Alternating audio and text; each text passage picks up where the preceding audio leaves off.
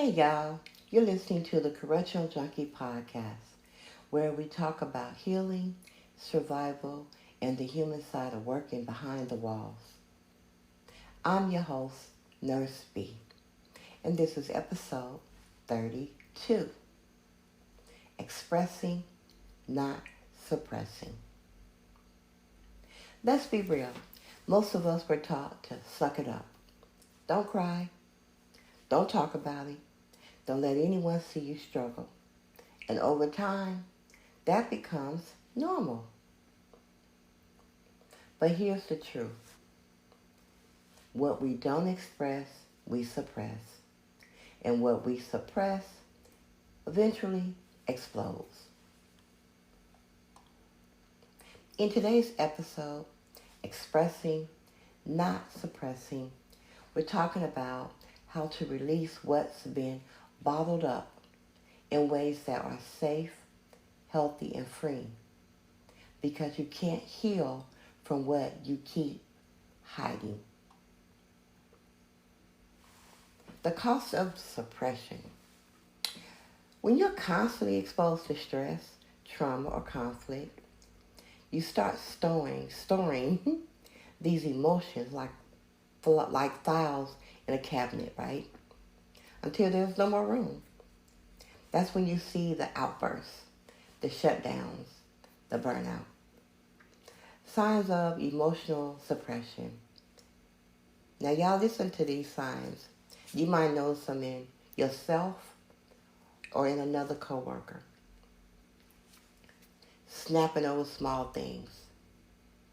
Feeling numb or detached. Avoiding certain people or conversations. Physical symptoms. Headache, fatigue, body tension. I used to think staying quiet made me strong, but really it made me heavy. My silence was breaking me. I wasn't strong, I was suffocating. Y'all hear me? So why expression is healing? Expressing emotions releases your mental and your physical pressure. It allows processing instead of storage, right? It's not about drama. It's about detox. Now, we talk about detox with alcoholics and drug addicts. But yeah, we need detox too from our emotional release of mental and physical pressure. Emotional release makes room for peace, clarity, and connection. Think about it like this. Emotions are like water. When they flow, they stay clean. When they're blocked, they turn toxic. Expression is how we keep the water flowing. Y'all heard that? Expression is how we keep the water flowing. Because, a lot of us need a way to release what we are suppressing. You be wanting to, and I get why some people do it, because you don't want to lose your job. Okay, one, right? Because you could really express yourself, but it may not come out the way it's supposed to, right? Because you mad, you angry, right? So you might come out way too hard.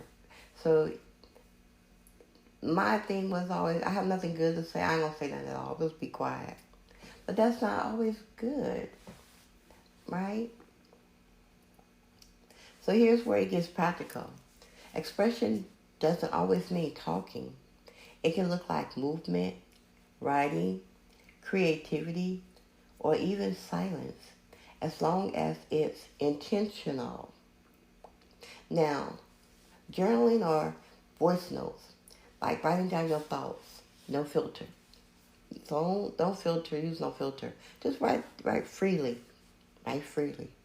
Use your phone's voice recorder to talk it out privately. Because sometimes y'all, a lot of us talk to ourselves, okay? So It's okay. Record yourself. Record it. Talking, having a conversation.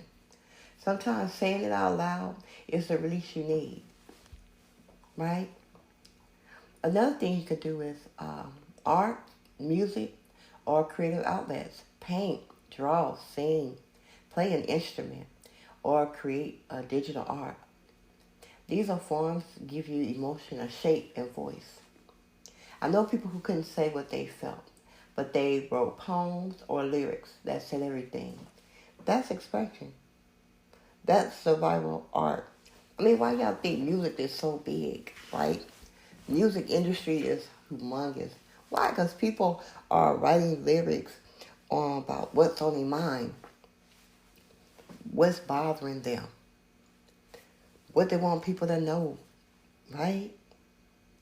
And so it resonates with so many of us, depending on the song, right? And what's going on in your day, right? So this is why music is huge. Another thing why y'all need to teach this to you. Once again, I'm going back to your babies. Teach your babies this, right? Because they go through a lot at school with these children. So teach them this. Teach them, hey, whatever, write it down. Just put it on paper. Don't worry about saying anything inappropriate. Put on paper what's going on in your head, what you're thinking, or you record it, and let me hear it later. You record it, get it off your chest. As I say, get it off your chest. Y'all, that's why I created this podcast. So y'all get off y'all chest, okay? So just keep that in mind. Therapy, peer support. You know, you can talk to somebody, train, and listen, help you process safely.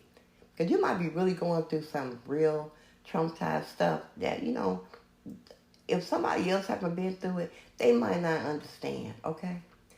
Peer support or staff wellness programs can be a good start. You don't have to carry the whole story along. Sometimes speaking, it breaks the power it has over you. And this is why we have to talk and open our mouth, right? A silent mouth doesn't help anybody. It doesn't. As I was always told, a closed mouth don't get fed, okay? That's an old saying, but it's a true saying. A closed mouth does not get fed, okay? Crying, laughing, screaming, safely though, right? Don't cause no, you know, people like, what the hell going on with them? Okay? But it's okay to cry. It's okay to scream in your car. Those are emotional resets. They're not weakness, y'all. It's just a reset. Crying doesn't make you fragile. It means your heart is detoxing. Even laughter is a form of emotional release. It says the body saying, I survived this moment. And that's important, right? So you got 4 healthy ways to express. Let me go over them again. Journaling, art with music or creative outlet, therapy or peer support, crying, laughing, or screaming, safely though, okay? So I remember one officer who came to me after years of bottling up grief. He said he hadn't cried since his first year on the job, even after losing friends, co-workers, and family. But one day, it all caught up. He broke down during a training video. He said, it scared me how good it felt to finally let it out. Now that was healing, y'all. That's not weakness. That was his turning point. When you release emotions in a safe space, you don't lose control. You gain it back. Now, let's try something simple together. I want you to take a deep breath in. Exhale slowly. And think about one emotion you've been holding in. Now, name it out loud, even if it's just a whisper. Anger, fear, sadness, exhaustion. Say it again. Now imagine letting it flow away with your breath. You can't heal what you refuse to name. Do y'all hear me? You can't heal what you refuse to name. Now, I have 3 questions. Get a paper pen out, or you can just, stop the audio. But I want you to write these answers down or voice record them privately, okay? I'm encouraging my listeners to do this. 1, what emotions have you been suppressing lately?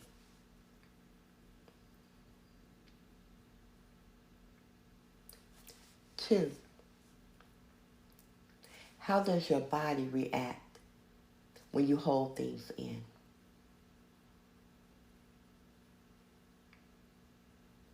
3, what's one healthy way you can express yourself this week? I'm going to go back over the questions again so you can write them down, or, unless you got the entire question. What emotions have you been suppressing lately? How does your body react when you hold things in? What's one healthy way you can express yourself this week? These are all important. These are 3 really great questions, right? To answer to yourself privately, of course.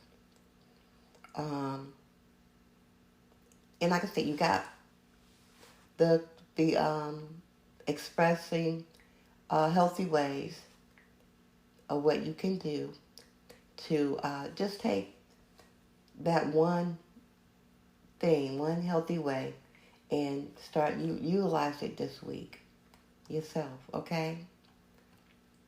Because expression is strength. It's the bridge between pain and healing. You don't owe anyone perfection, but you owe yourself release. So stop hiding your emotions behind your badge, your title, or your fear. You're human, and your feelings are valid. Did you hear that? You're human, and your feelings are valid. Now, I'm going back to your babies. Teach your babies this. Teach your babies this. Because some of y'all know y'all got some kids, honey, that's off the chain. Okay? All right? Y'all know. These your kids. You go home to them every day and look at them and talk to them. And they need a different way to express what's going on with them. So you need to give that to them. You owe that to them. If they don't want to talk to you, okay. They want to seek out peer support, okay. Well, guess what? Give them some art, some music. Give them a creative outlet. A lot of kids like to paint and draw and sing or play an instrument, right? So, figure it out which one your kid like to do. And some of y'all got some writers on your hands, okay? Some of y'all got some writers on your hands.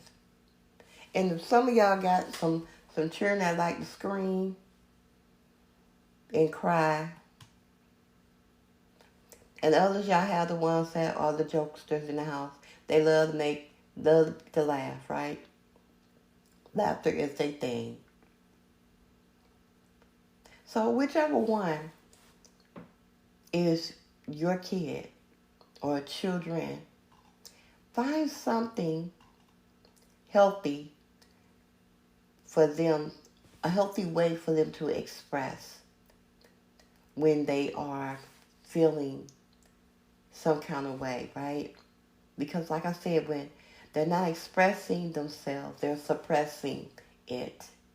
And that's when it gets blocked and it turns toxic. That's how these school shootings happen. Y'all keep saying, oh, school shootings. Y'all know the hell why they happening. Because these children don't know how to express themselves emotionally. They suppressing it. So because they suppressing it, it's blocked. And it turns what? Toxic. So what do? They reach for a negative coping skill. Because you ain't taught them no positive ones. So they look at the negative ones. And that's where I'm going to shoot up the school and everybody going to feel my pain. Because they in pain. Okay? So if you want to help your babies, here you go. Teach them these coping skills. Y'all can sit down and listen to them together. Do them together. But help your babies to express and stop suppressing. Okay? Because suppressing is only doing what? Hurting more and more people.